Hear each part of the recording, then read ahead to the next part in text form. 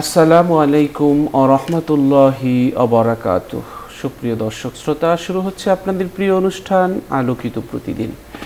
সকলকে হৃদ্রিক অভিনন্দন। সুন্দর এই সকালে আশা করছি সবাই ভালো আছেন, সুস্থ আছেন, নিরাপদে আছেন।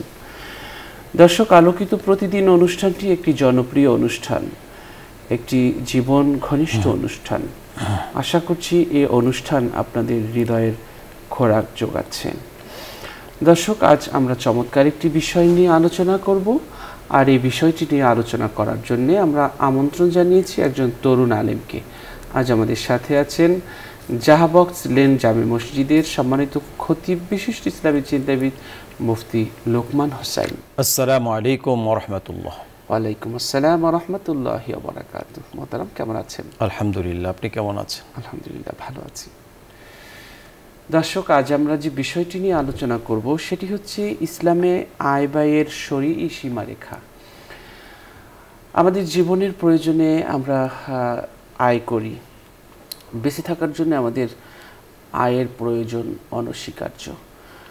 আমরা জীবন পরিচালনার জন্যে, সুন্দরভাবে বেঁচে থাকার জন্যে আমাদের অর্থের প্রয়োজন হয়। সেজন্য আল্লাহ তাআলাও রিজিক অনুসন্ধানের জন্য আমাদের আদেশ দিয়েছেন। তিনি বলেছেন, ফাইদা কুদিয়াতিস সালাতু ফান্তাশিরু ফিল আরদ ওয়াবতাগু মিন ফাদলিল্লাহ। অর্থাৎ যখন শেষ হবে তোমাদের নামাজ শেষ হয়ে গেলে তোমরা জমিনে ছড়িয়ে পড়ো এবং আল্লাহর অনুগ্রহ তালাশ করো, বেশি বেশি আল্লাহকে স্মরণ করো যাতে তোমরা সফল কাম হও। তো আমরা রিজিক অন্বেষণ করার ক্ষেত্রে, জীবিকা অর্জনের ক্ষেত্রে কিভাবে উপার্জন করব, কিভাবে ব্যয় করব, শরিয়া একটি সীমারেখা এবং আমাদেরকে একটি নির্দেশনা দিয়ে রেখেছেন। সেই নির্দেশনার আলোকে আমাদেরকে আয় ব্যয় করতে হবে। জীবিকা অনুসন্ধানের ক্ষেত্রে ইসলাম কাউকে লাগামহীন স্বাধীনতা প্রদান করেনি। সম্পদ উপার্জন এবং ব্যয় করা বিভিন্ন নীতিমালার ছাঁচে আবদ্ধ করে দিয়েছেন। মানুষ যখন এসব নীতিমালা মেনে জীবনযাপন করবে, তখন জীবনে আসবে ভারসাম্যপূর্ণ জীবন ব্যবস্থা এবং সচ্ছলতা আসবে। আর যদি তা মেনে যাচ্ছে আর যদি তা না মেনে যা ইচ্ছে তাই করা হয়, তাহলে যেভাবে ইচ্ছে সেভাবে ইনকাম করা হয়, খরচ করা হয়, তাহলে নানা বিপর্যয় এবং অর্থনৈতিক ধস নেমে আসবে আমাদের জীবনে। হালাল উপার্জন করতে হবে। উপার্জনের জন্য প্রধান শর্ত হচ্ছে বৈধ পন্থায় উপার্জন করতে হবে। অবৈধ পন্থায় কোনো ধরনের সম্পদ কামানোর অনুমতি নেই। আল্লাহ বলেছেন, হে মুমিনরা, তোমরা পরস্পর একে অন্যের সম্পদ অন্যায়ভাবে গ্রাস করো না। তবে পারস্পরিক সন্তুষ্টিক্রমে কোনো ব্যবসা করা হলে তা জায়েজ হবে। তো আমরা উপার্জনের ক্ষেত্রে আমরা বৈধ পন্থা অবলম্বন করব। ব্যবসা বাণিজ্যের ক্ষেত্রে আমরা পরিবারের জন্য খরচ করব। আমরা যেখানে খরচ করা যায় না সেখানে আমরা খরচ করব না। সম্পদ উপার্জনের পর তার নিজের প্রয়োজন পরিবারের সদস্যদের মাঝে ব্যয় করার প্রথম নির্দেশ এসেছে। আল্লাহ বলেছেন, প্রত্যেক সামর্থ্যবান ব্যক্তি নিজ সামর্থ্য অনুযায়ী খরচা দেবে। আর যার জীবিকা সংকীর্ণ করে দেওয়া হয়েছে, যে গরিব, সে আল্লাহ তাকে যা দিয়েছেন তা থেকে খরচা দেবে। আল্লাহ যাকে যতটুকু দিয়েছেন তার বেশি ভার তার উপর অর্পণ করেন না। আল্লাহ সংকটের পর স্বাচ্ছন্দ্য সৃষ্টি করে দেবেন। সূরা তালাকের ৭ নং আয়াত। আবু হুরায়রা রাদিয়াল্লাহু তাআলা আনহু থেকে বর্ণিত, নবী পাক সাল্লাল্লাহু আলাইহি ওয়াসাল্লাম বলেছেন, একটি দিনার তুমি আল্লাহর পথে ব্যয় করলে, একটি দিনার গোলাম আজাদ করার জন্য এবং একটি দিনার মিসকিনদের দান করলে এবং আর একটি তোমার পরিবার পরিজনের জন্য ব্যয় করলে, এর মধ্যে সওয়াবের দিক থেকে ওই দিনারটি উত্তম যা তুমি পরিবারের লোকদের জন্য ব্যয় করলে। সহিহ মুসলিম শরীফের হাদিস। আল্লাহ তাআলা আমাদের সকলকে আমাদের এই হাদিসটি আমল করার তৌফিক দান করুন। অর্থাৎ আমরা যে খরচ করি, সে খরচ করার মধ্যে উত্তম একটি জায়গা হলো পরিবারের জন্য ব্যয় করা। দর্শক, চলুন আমরা ইসলামে আয় ব্যয়ের যে শরঈ সীমারেখা দিয়েছেন, সেই সীমারেখা নিয়ে আমরা আলোচনা শুনছি আমাদের আজকের অতিথির কাছ থেকে। ধন্যবাদ আপনাকে। ধন্যবাদ সম্মানিত দর্শক শ্রোতা। একেবারে জীবন ঘনিষ্ঠ একটি বিষয়ের অবতারণা করেছেন, যা আমাদের খুবই প্রয়োজন। আমরা জানি যে মানুষ সামাজিক জীব, এই সমাজেই মানুষকে বাস করতে হয়। সমাজ ছেড়ে অন্যত্র বনে জঙ্গলে কোথাও চলে যাওয়ার কোনো সুযোগ নেই। লা রুহবানিয়াতা ফিল ইসলাম, ইসলামে বৈরাগ্যতা নেই যে এই সমাজ সংসার ছেড়ে আমরা অন্যত্র কোথাও চলে যাব, সন্ন্যাসী জীবনযাপন করব, এমনটি কোনো সুযোগ নেই। এই সমাজেই আমাদেরকে বাস করতে হবে মানুষের সাথে। আর আমরা অনেকে মনে করি যে আল্লাহ তাআলা মনে হয় সব কিছু আখিরাতের জন্যই দিয়েছেন বা আখিরাতমুখী সব কিছু বলেছেন। যদি আখিরাতমুখী সব কিছু হয়, আমরা যদি উপার্জন না করি, আমরা যদি দারিদ্রতার মধ্যেই বসবাস করি, সবসময় অভাব লেগেই থাকে। নবী করিম সাল্লাল্লাহু আলাইহি সাল্লাম বলেছেন, কাদাল ফাকরু আইয়াকুনা কুফরান, দারিদ্রতা কখনো কখনো মানুষদেরকে কুফরির দিকে ঠেলে দেয়। এজন্য ইসলাম বলেনি যে তুমি সবসময় দারিদ্রতাতে থাকো, তুমি অভাবে থাকো, না খেয়ে থাকো, বিষয়টি এমন নয়। বরং ইসলাম হচ্ছে একটি পরিপূর্ণ জীবন ব্যবস্থার নাম। এখানে আল্লাহ তাআলা সব বিষয়ে আলোচনা করেছেন। মানুষ জীবন পরিচালনার জন্য জন্ম থেকে মৃত্যু পর্যন্ত যা কিছু প্রয়োজন সব কিছু আল্লাহ তাআলা বলে দিয়েছেন এবং সুন্দরভাবে বলে দিয়েছেন। আল্লাহ তাআলা বলেন, নাযালনা আলাইকাল কিতাবা তিবয়ানাল লিকুল্লি শাই, মানুষের জীবনে যা কিছু প্রয়োজন সব কিছু আমি এই কোরআনে তার মৌলিক বিষয়গুলো আলোচনা করেছি। আমরা মনে করি যে আল্লাহ তাআলা মনে হয় সব কিছু আখিরাতমুখী করেছেন, দুনিয়ার কোনো সমাধান দেননি।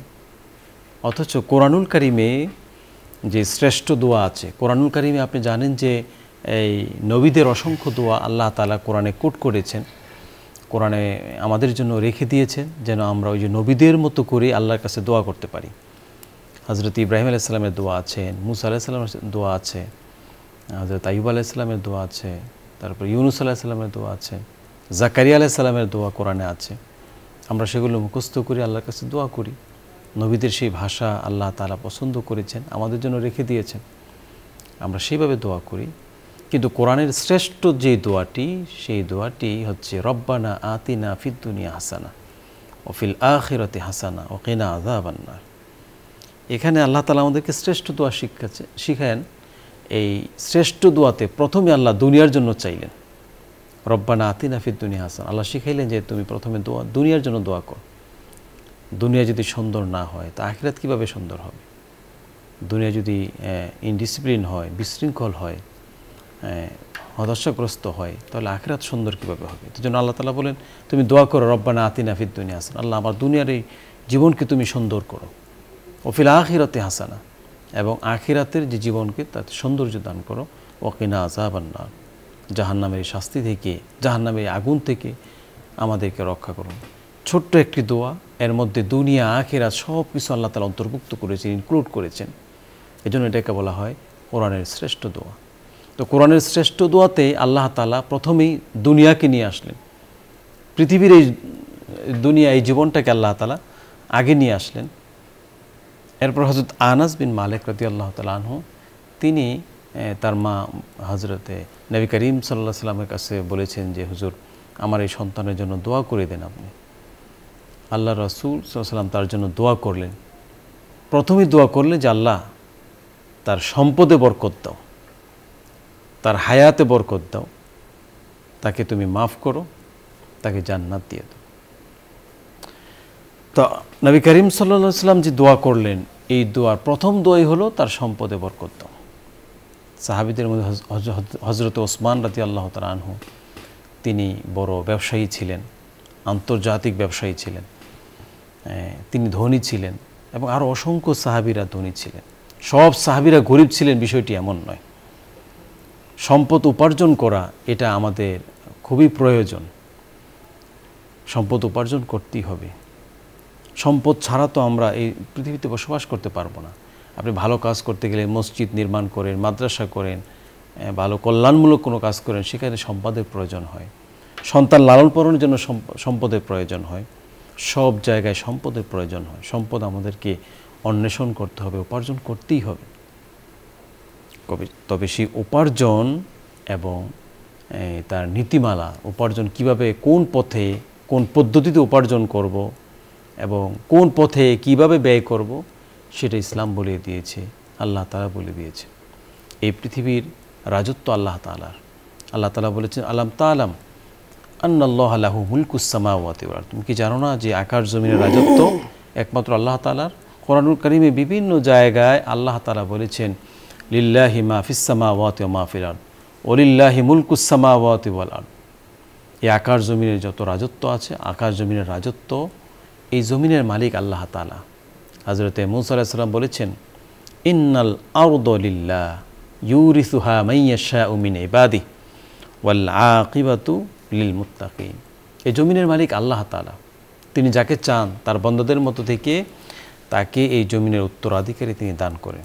তো মানুষকে আল্লাহ তাআলা, এই পৃথিবীর সমস্ত সম্পদের মালিক আল্লাহ নিজে, কিন্তু মানুষকে আল্লাহ তাআলা অস্থায়ীভাবে অল্প সময়ের জন্য মালিক বানান, যেন এই সম্পদগুলো সে রক্ষণাবেক্ষণ করতে পারে।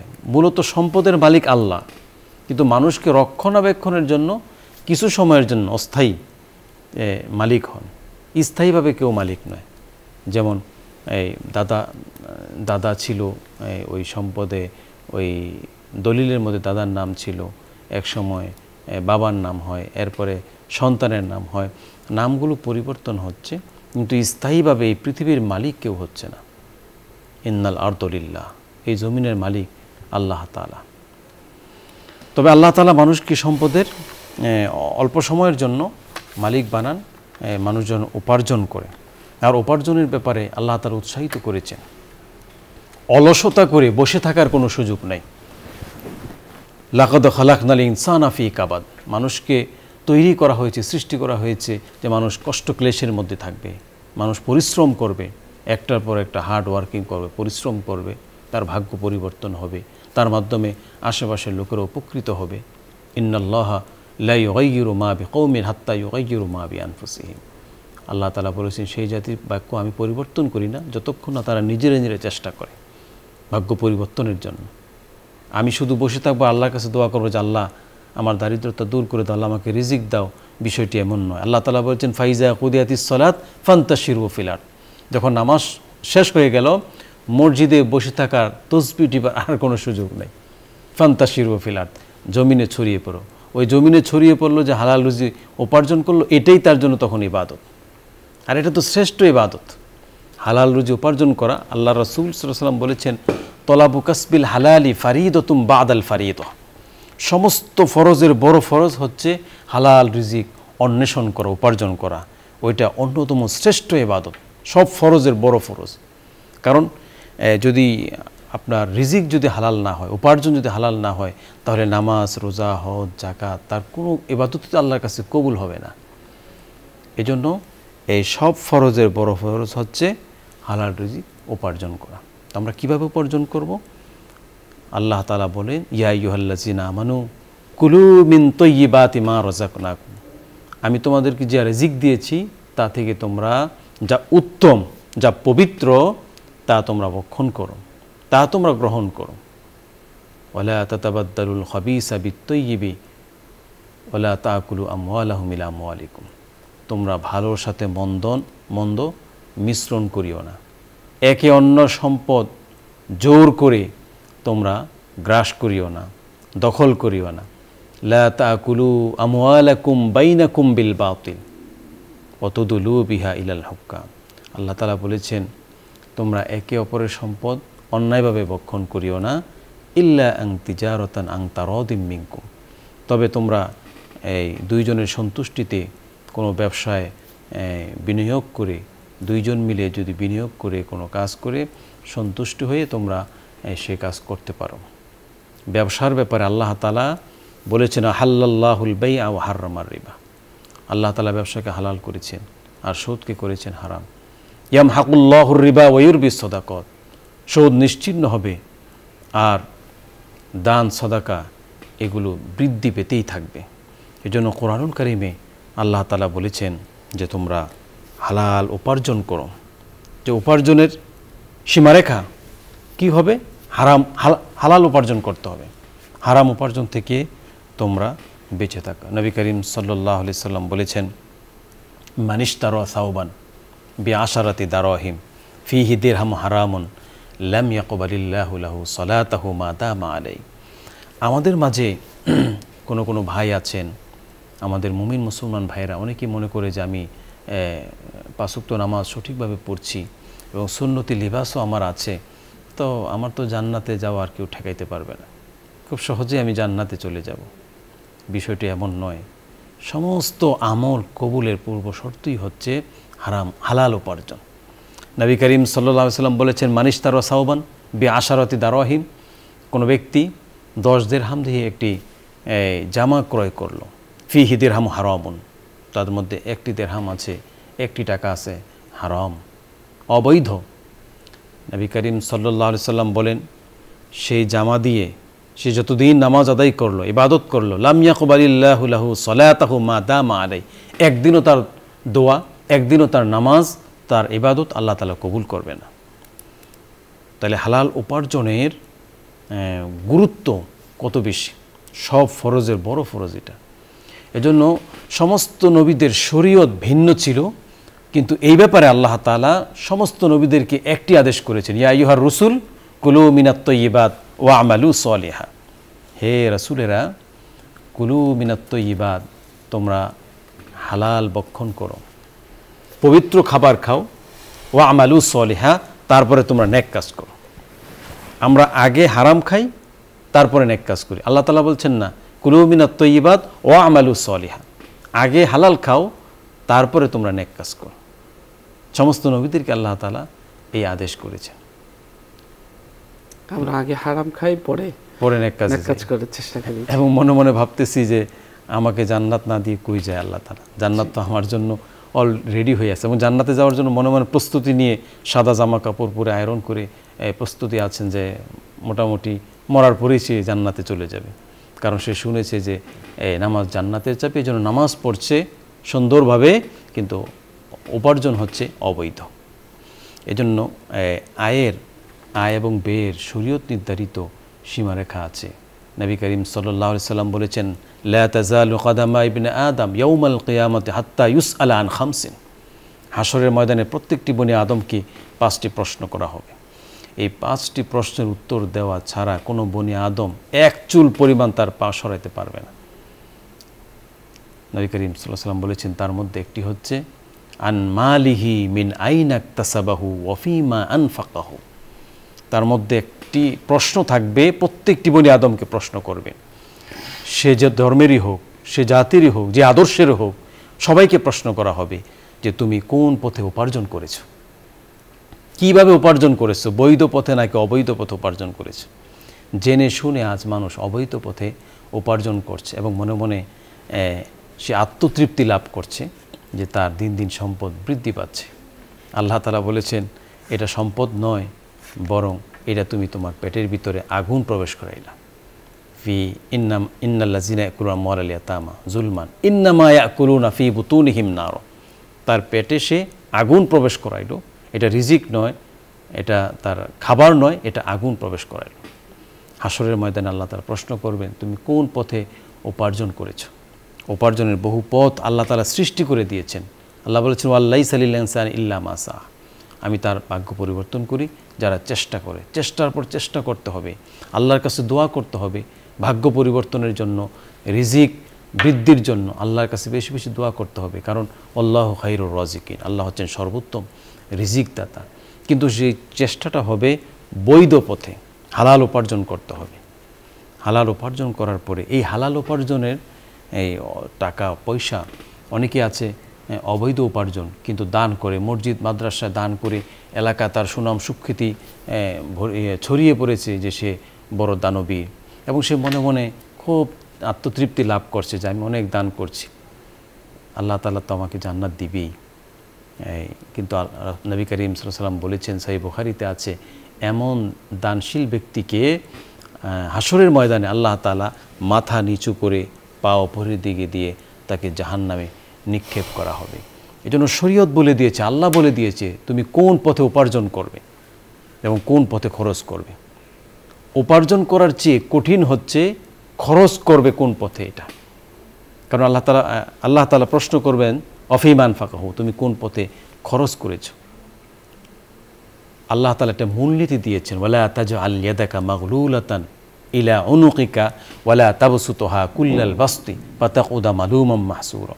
তুমি তোমার হাতকে গলায় ঝুলিয়ে রাখিও না, আবার তুমি তোমার হাতকে একবারে ছেড়েও দিও না। এর মানে তুমি যে খরচ করবে, তুমি যে তার একটা মূলনীতি হচ্ছে তুমি এত বেশি খরচ করে ফেলো না যে একেবারে হাত ছেড়ে দিলা। আবার এত কৃপণ হইও না যে তুমি তোমার গলার মধ্যে হাত ধরে রাখছো। এত কৃপণ হইও না তুমি যে একেবারে 1 টাকা পর্যন্ত খরচ করতে চায় না, দান করতে চায় না, কৃপণতা করে। আল্লাহ তাআলা বলেছেন আল বাখিলু লা ইয়াদখুলুল জান্নাহ, বাখিল জান্নাতে প্রবেশ করবে না। এবং যারা বাখিল, আল বাখিলু করিবুম মিনান নার ওয়া বাঈদুম মিনান নাস ওয়া বাঈদুম মিনাল্লাহ। বাখিল ব্যক্তি জাহান্নামের কাছাকাছি, মানুষের থেকে দূরে, আল্লাহর থেকে দূরে, কিন্তু জাহান্নামের কাছাকাছি থাকে। আর সাখিয়ু করিবুম মিনাল্লাহ করিবুম মিনাল জান্নাহ করিবুম মিনান নাস। দানশীল ব্যক্তি সে মানুষের কাছাকাছি থাকে, জান্নাতের কাছাকাছি থাকে, আল্লাহরও নিকটবর্তী থাকে। এজন্য আল্লাহ তাআলা বলেছেন যে তোমরা কৃপণতা করিও না, কারণ সম্পদ দেওয়ার তো মালিক আল্লাহ তাআলা। সম্পদ এমন নয় বিষয়টা যে আমি আমার মেধা দিয়ে, পেশিশক্তি দিয়ে সম্পদ উপার্জন করেছি, বরং আমি চেষ্টা করেছি, আল্লাহ তাআলা দিয়েছেন। কারণ বলেছিল যে আমি আমার ইন্নামা উতিতুহু আলা ইলমিন ইনদি, আমি আমার জ্ঞান দিয়ে সম্পদ উপার্জন করেছি। আল্লাহ বলেছেন না, এই সম্পদের মালিক আমি তোমাকে দান করেছি, সুতরাং তুমি কোন পথে উপার্জন করবে এবং কোন পথে খরচ করবে সেটা আমি বলে দিব। সন্তানদের জন্য উপার্জন করা এটা দানের সওয়াব আল্লাহ তাআলা দান করেন, সাদাকার সওয়াব। সন্তানদের জন্য খরচ করা, সে তার তো দায়িত্ব সন্তানদের জন্য খরচ করা, পরিবারের জন্য খরচ করা, কিন্তু আল্লাহ তাআলার কত দয়া, এই খরচটাও আল্লাহ তাআলা দানের মধ্যে হিসাব করেন, এটাও দান। মা আনফাকার রাজুলু মিন আহলিহি ওয়া মালিহি ওয়া খাদিমিহি ফাহুয়া সাদাকা।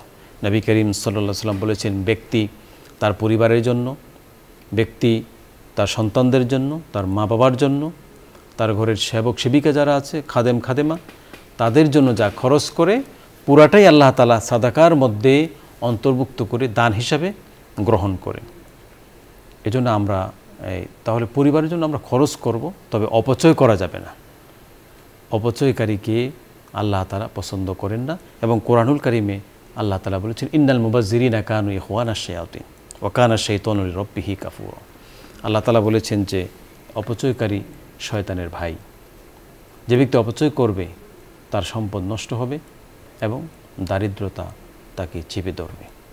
অপচয় না করে একবারে হাত ধরে রাখবে। কৃপণতা এবং অপচয় করা যাবে না, কৃপণতাও করা যাবে না, আবার অপচয়ও করা যাবে না।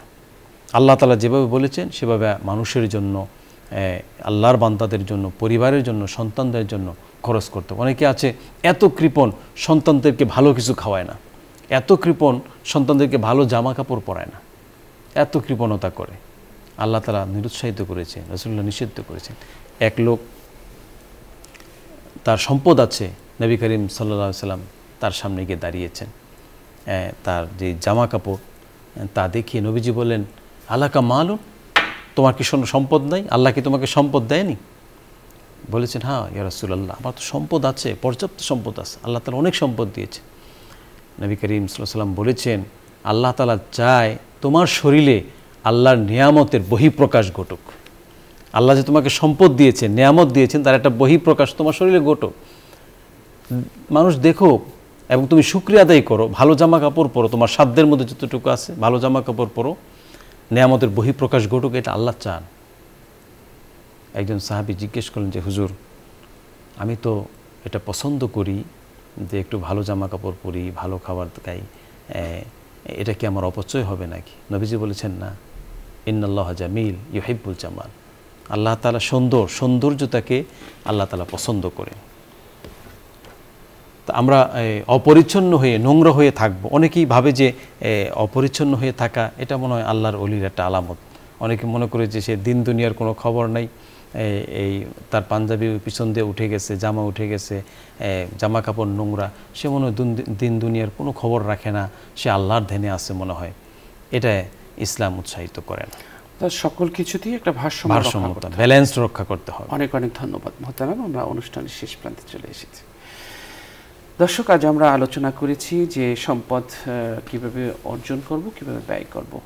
মোহতারাম বলেছেন যে আমরা যেন অপচয় না করি। আল্লাহ তাআলাও বলেছেন, এবং যারা ব্যয় করার সময় অপব্যয় করে না এবং কার্পণ্য করে না, বরং তা হয় উভয়ের মাঝখানে ভারসাম্যমান।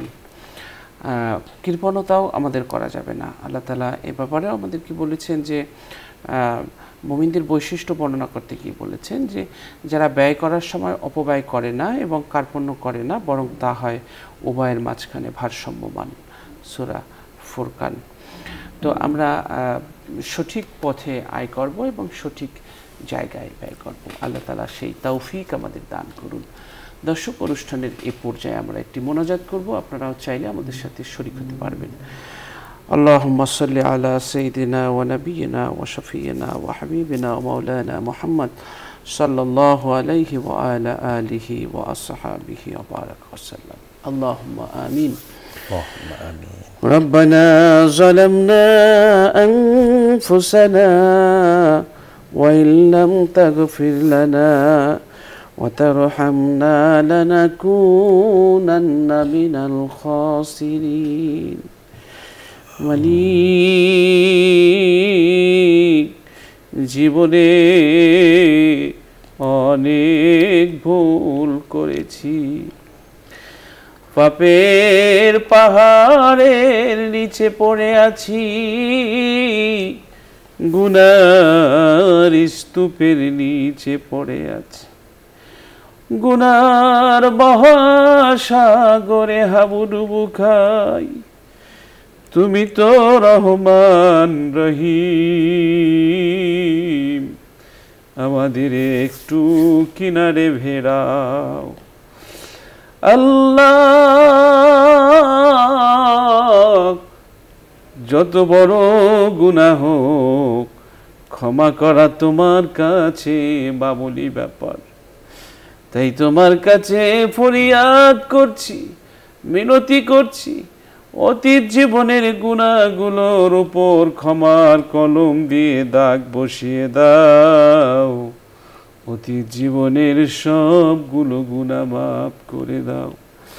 আল্লাহ তাআলা হায়াতের মধ্যে বরকত দাও, রিজিকের মধ্যে বরকত দাও, জ্ঞানের মধ্যে বরকত দাও, সব কিছুতে তোমার রহমত বরকতের ছোঁয়া দাও গো আল্লাহ। আল্লাহ, তুমি মহিয়ান, গনিয়ান, সর্বশক্তিমান, মেহেরবান, দয়ালু, দাতা, সাহায্যকারী, অভিযোগ অনুমোদনকারী। তুমি মানুষ অপরাধ করলেও রিজিকের দুয়ার বন্ধ করে দাও না। তাই তোমার কাছে বলছি, মানুষ রিজিক দিয়ে, তোমার রিজিক দিয়ে চলা মানুষের কাছে হাত পাততে হয়, মাথা নত করতে হয়, এমন অবস্থার সম্মুখীন কাউকে তুমি করো না গো আল্লাহ। রব্বুল আলামিন আলোচনা হয়েছে কিভাবে উপার্জন করব, কিভাবে ব্যয় করব। আল্লাহ তাআলা আলোচনার আলোকে আমাদেরকে আমল করার তৌফিক দান করে দিও। রব্বুল আলামিন, বেশি বেশি তোমাকে ডাকতে পারি, তোমার রাস্তায় ব্যয় করতে পারি, থাকতে পারি, সেই তৌফিক আমাদেরকে তুমি নসিব করে দাও। রব্বুল আলামিন, যেই জ্ঞান দিয়েছো ভালো কাজে খরচ করার তৌফিক দাও। রব্বুল আলামিন, আরো উপকারী জ্ঞান আমাদেরকে দান করে দাও। ইয়া রব, করম তু अगर करे ओ बादे जबा को जू दिल पर असर करे। रब्बना तक़ब्बल मिन्ना इन्नका अंतस समीउल अलीम व तुब अलैना या मौलाना इन्नका अंतात तव्वाबुर रहीम। এই অনুষ্ঠানের পৃষ্ঠপোষক বসুন্ধরা গ্রুপের চেয়ারম্যান আল্লাহ তাকে ন্যাক হায়াতে তৈয়বা নাসিব করুন। বসুন্ধরা গ্রুপের সবগুলো প্রতিষ্ঠানকে কবুল আর মঞ্জুর করুন। সুবহান রাব্বিকা রাব্বিল ইজ্জাতি আম্মা ইয়াসিফুন ওয়া সালামুন আলাল মুরসালিন ওয়ালহামদুলিল্লাহি রাব্বিল আলামিন। আমিন আমিন। দর্শক, দীর্ঘ সময় আমাদের সাথে থাকার জন্য অনেক অনেক ধন্যবাদ। আল্লাহ সকলকে ভালো রাখুন, সুস্থ রাখুন, নিরাপদে রাখুন, সেই প্রত্যাশা করে আজ এখানেই বিদায় নিচ্ছি। আসসালামু আলাইকুম ওয়া রাহমাতুল্লাহি ওয়া বারাকাতুহু।